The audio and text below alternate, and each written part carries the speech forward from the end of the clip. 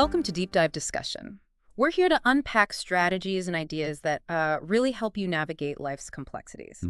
Today, we're jumping into Robert Greene's The 48 Laws of Power, specifically the first 22 laws. Right, the foundational ones. Exactly. Think of this as your quick guide to understanding influence and, well, power dynamics.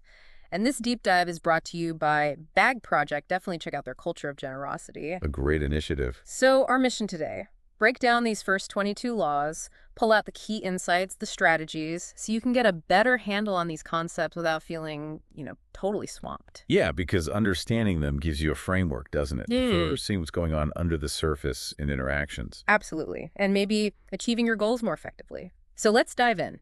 Law 1, never outshine the master. Ah, yes, the classic. The core idea is basically make your superiors feel, well, superior. Right. Greene argues that making them look good reflects well on you, ultimately. It taps into ego, maybe insecurity too. Definitely ego. Strategically, it's about managing perceptions. Subtle flattery, making them feel smart. Without being obvious, I guess, like crediting them for an idea in a meeting. Exactly. Builds goodwill. Okay. Law 2. Never put too much trust in friends. Learn how to use enemies. This one always raises eyebrows. It does. It kind of goes against how we normally think about relationships. Greene's point is, friends mix emotion, envy sometimes, into things. An enemy turned ally, it's often clearer based on mutual benefit. So it's about assessing utility over just pure emotion in certain specific situations? Yeah, strategic utility. Use here isn't necessarily malicious, it's about leverage for a common goal. Okay. Then Law 3, conceal your intentions. Seems pretty fundamental for strategy. Totally. Keep people guessing. If they don't know your real goal, it's harder for them to, block you. Misdirection, maybe being a bit vague, things like that. Decoys, too. Makes you wonder, when might you actually use that? Maybe in a negotiation. Could be. Which leads nicely into Law 4, always say less than necessary. The power of silence. Right. Talking too much can reveal weakness or just give away too much information. Silence makes you seem more powerful, more controlled. Unreadable. You let others fill the silence, maybe revealing their own hand. Exactly. The unspoken word carries weight. Then Law 5. So much depends on reputation guarded with your life. Reputation as currency, almost. Yes. Perception is key, Greene says. It really is. And he suggests actively defending it, even attacking rivals' reputations if needed. That feels especially relevant now with everything online. Reputations are built and torn down so fast. So true. But then Law 6 says, court attention at all costs.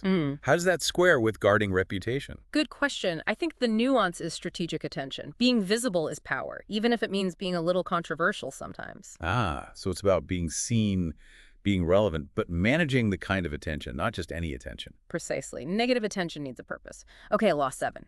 Get others to do the work for you, but always take the credit. Yeah, this one can feel a bit ruthless. It can. The idea is efficiency, right?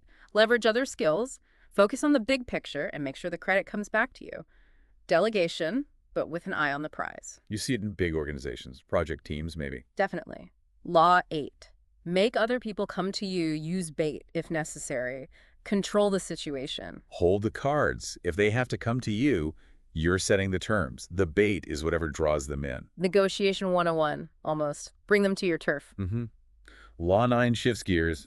Win through your actions, never through argument. Actions speak louder than words. Greene says arguments just create resentment, even if you're right. Yeah, results are more convincing. Let what you do make the case. Think of historical figures who just got things done. Okay, Law 10, infection. Avoid the unhappy and unlucky. Ooh, the idea that moods and, well, luck are contagious. Right. Steer clear of constant negativity. Surround yourself with positive, successful people instead. Your social circle matters. Makes sense. Law 11, learn to keep people dependent on you. Your replaceability equals power. If people need you for something specific, you have leverage. Develop unique skills or knowledge. But don't make them too independent, or you lose that edge. It's a tricky balance. Very. Law 12. Use selective honesty and generosity to disarm your victim. Strategic kindness, almost. A calculated, generous act or honest moment can lower someone's guard. Makes them trust you, potentially setting them up for, well, whatever comes next. The element of surprise helps. Sneaky, but psychologically powerful. Law 13. When asking for help, appeal to people's self-interest. This feels very practical. People are motivated by what benefits them. Exactly. Frame your request around their gain, not just your need. Don't rely on pity or friendship alone. Solid advice for crafting persuasive requests. Now, Law 14. Pose as a friend, work as a spy, information gathering. Be friendly, be sociable, but always be observing, listening. Social settings are great for intel. Keep the probing subtle, though. Don't seem like you're interrogating people. Right. Observation is key. Then Law 15 is pretty stark. Crush your enemy. Totally. No half measures. Eliminate the threat completely so they can't come back for revenge. It's about decisiveness, ensuring long-term stability by removing opposition entirely. Ruthless, but clear. Very clear. Law 16. Use absence to increase respect and honor. Scarcity creates value. If you're always around, always available, people might take you for granted. Strategic withdrawal makes your presence more valued. But don't disappear completely, right? Or you become irrelevant. Exactly. It's a balance. Yeah. Law 17. Keep others in suspended terror. Cultivate an air of unpredictability. Keep them guessing. If people can't predict your moves, they're destabilized, hesitant. Break patterns. Be inconsistent sometimes. It makes others reactive rather than proactive against you. Interesting psychological play. Law 18 warns against the opposite, though. Do not build fortresses to protect yourself.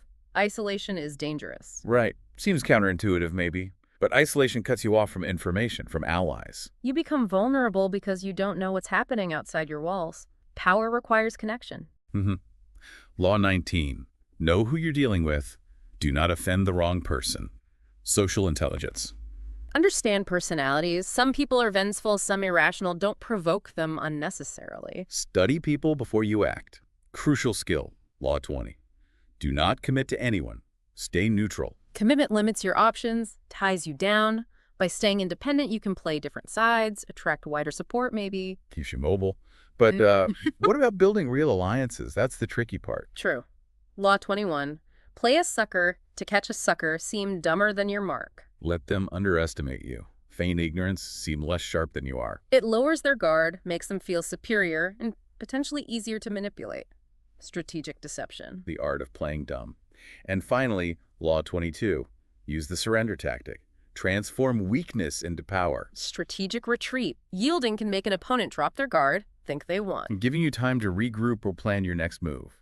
It's about tactical yielding, not actual defeat. Timing is everything. Wow, okay. That's a whirlwind tour of the first 22 laws. A lot to chew on there. Definitely. From ego management and reputation to strategic absence and even surrender. It's a complex view of power dynamics. It really encourages you, the listener, to just observe. See if you can spot these dynamics playing out around you at work, socially. Just being aware is powerful in itself. And if you want to dive deeper into related strategies, definitely check out Ysh Estayo's book over on Amazon. Right. And if you need help with AI, business consulting, or even publishing, Ysh Estayo is available for that too. Good resource. So thanks for joining us on this deep dive into the first part of the 48 Laws of Power. Really fascinating stuff to think about. Absolutely. Until next time, keep learning, keep building, and keep diving deep.